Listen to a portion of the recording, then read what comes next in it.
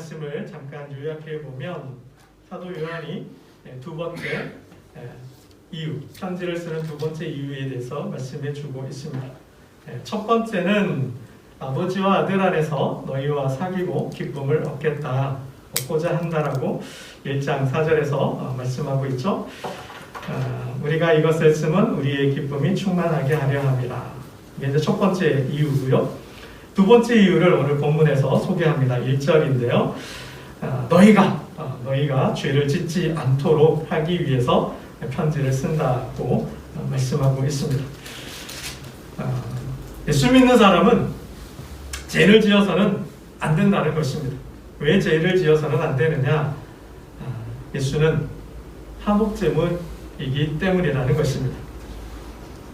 저와 그러니까 저와 여러분 온 인류의 죄를 대속하고 하나님과 화목케 하는 희생제물이 되셨기 때문에 예수 안에서 모든 죄를 사함받은 자는 더 이상 죄를 지으면 안 된다는 것입니다.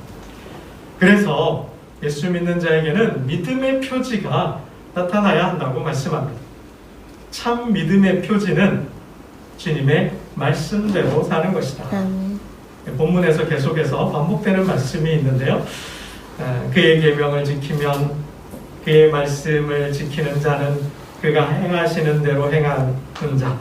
이렇게 3절, 5절, 6절 또 4절에는 보면 계명을 지키지 않는 자 이런 표현이 있는데요. 말씀을 지키는 자라는 표현이 계속되고 있습니다. 그러니까 사도 요한은 믿음의 표지, 참 믿음의 표지, 예수 믿는 자에게 반드시 따라와야 될 삶의 모습이 행함과 순종이라는 겁니다. 하나님, 주님의 계명을 사랑하고 지키는 것이 곧 믿음의 신앙의 표지라고 말씀하고 있습니다. 여러분, 그런데 기독교에 딜레마가 있습니다. 우리 믿는 자들의 어려움이 있어요. 참 믿음의 표지가 행함이다. 참 믿음의 표지가 계명 준수라 하는데 문제는 안 믿어진다라는 게 문제라는 거예요. 믿어져야 행하는데 안 믿어지니 당연히 행함도 순종도 계명 준수도 없는 거죠. 믿어져야 하는데 안 믿어진다라는 것입니다. 요즘 아이들에게서부터 많은 질문을 받습니다. 아이들을 키우면서 여러분들도 많이 혹시 받아보셨을지도 모르겠는데요. 하나님이 어디 계시냐라는 질문을 참 많이 받습니다. 요즘 저희 자녀들도 아빠 아무리 생각해봐도 하나님 안 계신 것 같아. 그런 말들을 합니다. 저희 조카들도 그렇고요. 또 교회 학교에서도 선생님들이 많이 받는 질문이 하나님 안 계신 것 같다. 하나님 어디 계시냐라는 질문을 많이 합니다.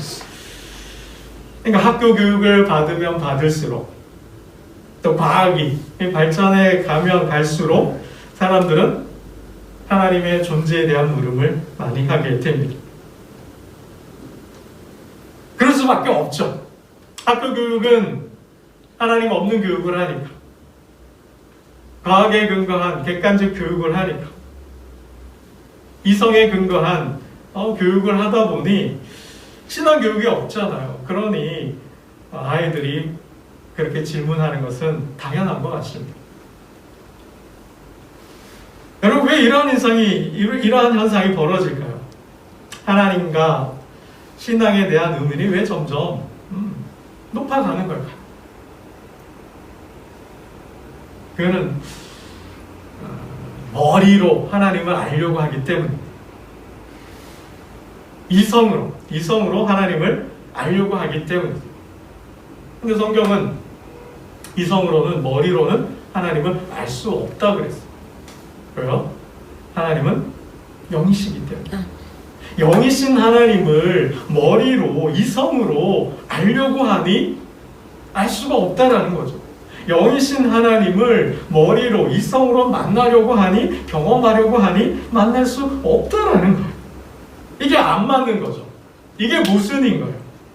이 기독교의 모순이 여기 있다는 거예요. 하나님을 믿어야 되는데 하나님이 안 믿어져요. 왜 안 믿어져요? 하나님을 볼 수 없다라는 거예요. 하나님을 우리의 오감으로는 경험할 수 없다라는 게 문제라는 것입니다. 보이지 않는 하나님을 자꾸 믿으래요. 보여야 믿는데, 이거 손으로 만져보거나, 또 눈으로 보이거나, 또 뭐 이렇게 맛을 보든지, 그쵸? 이렇게 감각, 이렇게 뭐 손을 잡아보거나, 뭐 할 수 있어야 되는데, 하나님은 영이시니, 인간처럼 육이 없으니, 이게 경험할 수가 없다는 거예요. 눈으로 볼 수도 없고, 귀로 들을 수도 없고, 맛을 볼 수도 없고, 감각, 손으로 만져볼 수도 없으니, 그러니까 하나님이 안 계신 것 같다라는 거죠. 우리와 같은 인간인 것 같은데 예수를 하나님으로 구원자로 믿으라 그러니 이게 잘 안 맞잖아요. 보이지 않는 성령의 역사가 있다고 하니 그 성령의 역사가 기적을 만든다고 하는데 이게 잘 안 믿어지잖아요. 나는 아무 죄가 없는 것 같은데 오늘 본문에서도 사도 요한이 말하는 것처럼 그럼 우리의 화목 제물이다. 우리 죄를 위한 희생 제물이다. 우리의 죄를 위해서 죽으셨다. 그게 십자가 사건이다. 라고 하는데 아무리 생각해도 나는 뭐 죄를 지은 것 같지 않다라는 거죠. 그러니까 기독교의 딜레마, 이 기독교의 모순이 바로 이런 데 있다라는 거예요. 뭐 다 일일이 구구절절 설명할 수는 없는데 하나님이 도대체 어디에 계시냐라는 질문에 답해가면서 하나하나 이렇게 좀 풀어보고자 합니다. 여러분, 하나님이 보이지 않는다고 하나님이 영이시라고 해서 그럼 하나님이 존재하지 않는 걸까요? 그런 건 아니죠. 우리 눈에 안 보인다고, 우리가 감각할 수 없고 경험할 수 없다고 하나님이 안 계신 건 아니죠. 하나님 계셔요. 하나님 어디에 계실까요? 하나님은 아니 계신 곳이 없죠. 하나님은 아니 계신 때도 없습니다. 하나님은 안 계신 때도 없었고 안 계신 공간도 없으신 거죠. 모든 공간, 모든 시간 속에 하나님은 계십니다. 아멘. 모든 시간, 모든 공간 속에 계신다는 것을 이게 신학적 용어로는 무소부재. 여러분 한 번쯤 들어보셨을까요? 무소부재. 아니 계신 곳이 없고 아니 계신 때가 없다. 편재한다. 모든 곳에 있다라는 거예요. 그렇게 표현을 합니다. 성경적인 용어를 빌린다면 처음과 끝이다. 하나님은 처음과 끝이잖아요. 처음, 시작, 끝, 알파와 오메가로 설명하죠. 시작과 나중. 그러니까 하나님은 처음에도 계셨지만 마지막, 종말 때도 계신 거죠. 그러니까 하나님은 시간을 넘어서 있는 거예요. 그러면서도 뭐요? 시간 안에 계신 거죠. 그러니까 역사 안에 계시죠. 그러면서도 하나님은 뭐 대구에만 계실까요? 하나님은 뭐 미국에만 계실까요? 하나님은 북극에만 계실까요? 아니죠. 하나님은 성경을 보면 하늘에도 계시고 땅에도 계시고 바다에도 계시고, 그죠? 모든 곳에 계신다 그랬어요. 그래서 하나님은 모든 시간, 모든 공간 속에 계시는 거예요. 그게 하나님은 결국은 무소부재의 하나님, 자연과 우주 속에 계시죠. 여러분 그래서 하나 좀 조심해야 될까요? 그러면서도 좀 알아두면 좋을 거예요. 범신론은 아니라는 거예요. 범신론. 그러니까 우주가 자연이 하나님이다. 자연과 우주를 하나님과 동일시하는 사상을 범신론이라고 해요. 그러니까 동양 사상은 자연이 곧 신이에요. 우주가 곧 신이에요. 그런데 성경이 말하는 하나님은 분리되어 있죠. 우주와 자연은 뭐예요? 하나님의 창조물이죠. 피조물이죠. 그러니 하나님이 지은 창조물하고 피조물하고 하나님이 같을 수 있나요? 우주와 자연이 하나님은 될 수가 없어요. 그거는 종교나 철학에서 그렇게 말을 해요. 그러나 성경의 하나님, 우리가 믿는 하나님은 범신론, 우주가 아니죠. 자연이 아니죠. 대신 뭐예요? 우주 속에, 자연 속에 계시죠. 그래서 신학적인 용어로는 이렇게 표현을 합니다. 만유재신론. 만유재신론이라고 해요. 모든 곳에, 모든 시간, 모든 공간 속에 계신다 그래서 만유재신론이라고 해요. 범신론은 아니라는 거예요. 여러분, 이거는 일반 계시라 그래요. 일반 계시라 그러는데 자연과 우주 속에 하나님 계셔요. 그런데 하나님께서 특별히 자신을 보여주셨어요. 하나님 계신 책이 있어요. 하나님 어디 계실까요? 책에 계셔요. 어떤 책에? 성경책에 계신다는 거예요. 성경은 뭡니까, 여러분? 성경은 하나님께서 아브라함을 통해서 아브라함을 부르시고 그의 후손들을 나라와 민족으로 세우셨잖아요. 그러니까 이스라엘 백성들과 함께한 역사 속에 그 역사를 통해서 하나님은 자신을 보여주셨다는 거예요. 이스라엘의 역사, 다 그 성경 시작이잖아요. 즉 하나님은 어디에 계시냐? 첫 번째 성경에 계신다라는 거예요. 이스라엘의 역사 속에 계신다라는 거예요. 그래서 이스라엘 백성들은, 하나님의 백성인 이스라엘 백성들은 하나님을 어떻게 보고 듣고 만나고 경험했을까요? 사건을 통해서 하나님을 만났어요. 그게 성경의 기록이에요. 그래서 성경은 하나님이 어디 계시냐? 라고 했을 때 우리는 이렇게 대답할 수 있어요. 하나님은 책에 계신다. 성경 책에 계신다. 이스라엘의 역사, 이스라엘 백성들이 경험했던 그 역사에 하나님은 계신다. 쉽게 성경책에 계신다라는 거예요. 그런데 그걸로는 좀 부족하죠. 그래서 하나님은 보다 더 구체적으로, 보다 더 자세하게 자신을 보여주시기로 작정하셨어요. 계획하시고 그 계획을 이루셨어요. 책이 아닌 보다 더 분명하게 하나님을 자신을 보여주셨어요. 누구를 통해서 보여주셨을까요? 예수 그리스도를 통해 보여주셨다라는 거예요. 예수님이 자주 하셨던 말씀 중에 이런 말씀이 있어요. 내가 아버지 안에, 아버지가 내 안에 있다라는 거죠. 그러니까 예수 안에 누가 있어요? 하나님 계신다라는 거예요. 그러니까 예수님의 사역, 예수님의 삶은 곧 누구를 보여주고 누구를 말하는 삶일까요? 하나님을 보여주고 하나님에 대해서 말해주는 사역이라는 거죠. 그게 천국이죠. 천국. 하나님 계신 것. 하나님이 어떠한 분이시고 하나님 계신 곳이 어떠한 것인지, 또 하나님이 이 역사를 향해서, 저와 여러분을 향해서, 온 우주와 자연을 향해서 어떠한 뜻과 계획을 가지고 계신지를 예수님 안에서 다 말씀해 주셨다라는 거예요. 그래서 신학자들은 예수님을 하나님의 계시자라고 이야기를 합니다. 그래서 우리는 이렇게 대답할 수 있어요. 하나님이 어디에 계시냐? 성경책에 계신데 하나님은 또 어디에 계시냐? 예수 안에 계신다라는 거예요. 사람의 몸을 입고 온 그 예수 안에서 하나님은 자신을 보여주셨다라는 것입니다. 여러분, 참고로 하나 더 말씀을 드리면, 결국 성경을 많이 읽으면 읽을수록 자연과 우주를 통해서, 우리가 살아가는 이 역사를 통해서 하나님을 만날 수 있게 됩니다. 그러니까 일반 계시, 성경 없이, 예수 없이 하나님을 만나려고 하면, 이 자연과 우주를 통해서 만나려고 하면 한계가 있다라는 거예요. 그래서 순서가 성경을 많이 읽으면 예수님을 알게 되고 예수님을 믿게 되고, 그러면 이 자연과 우주, 이 역사 속에서, 우리 사회 속에서, 나의 삶 속에서 하나님을 만날 수 있는 가능성이 더 높아지는 거죠. 여러분, 이런 신앙 훈련을 하셔야 된다는 거예요.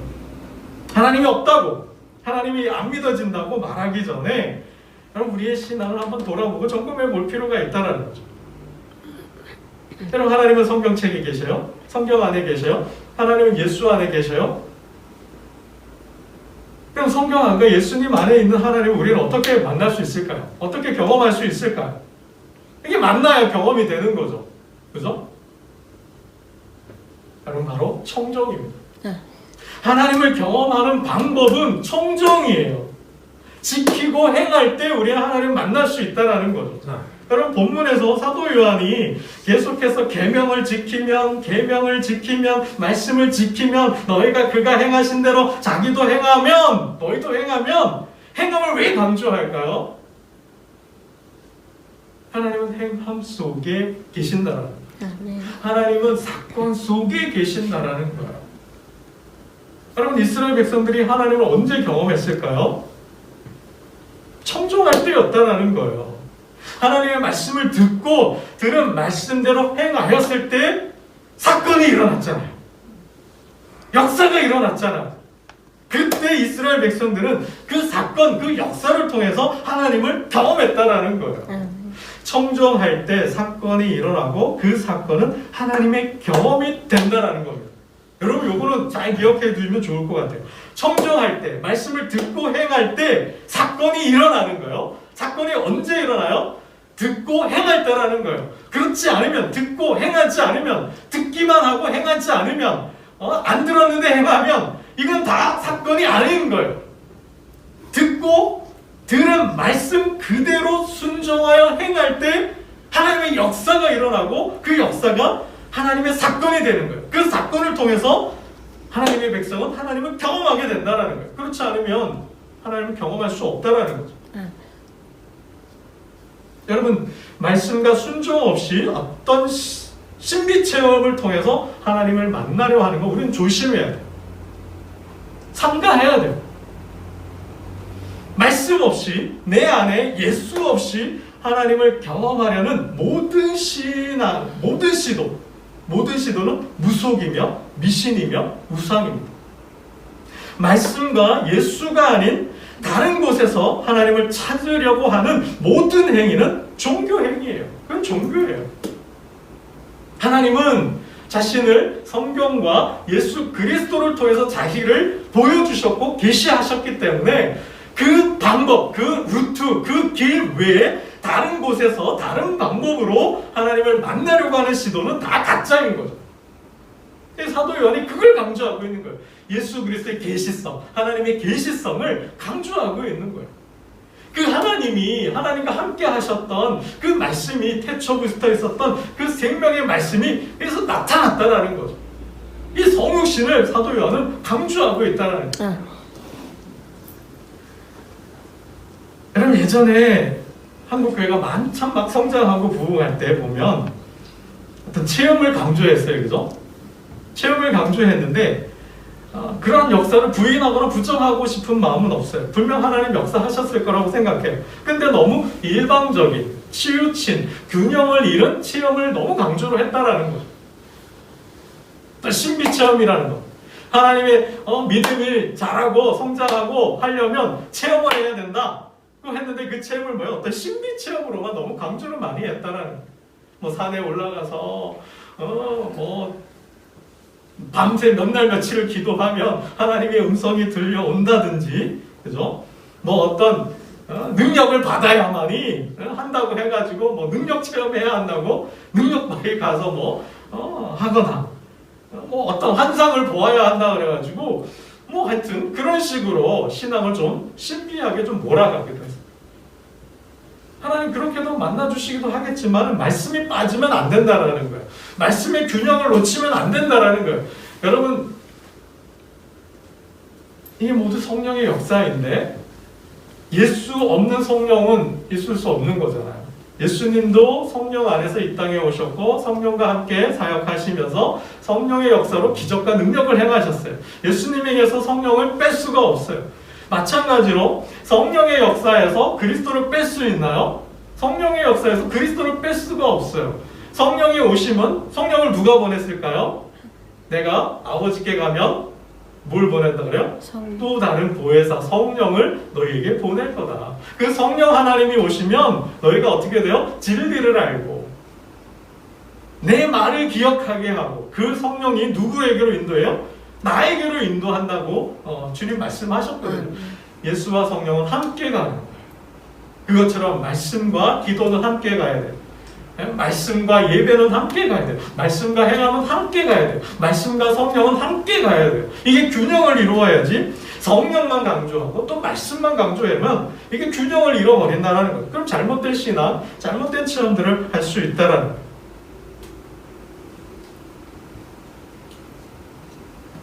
여러분, 차마 신이 하나님이 없다고 말하기 전에 여러분 성경을 읽으셔야 돼요.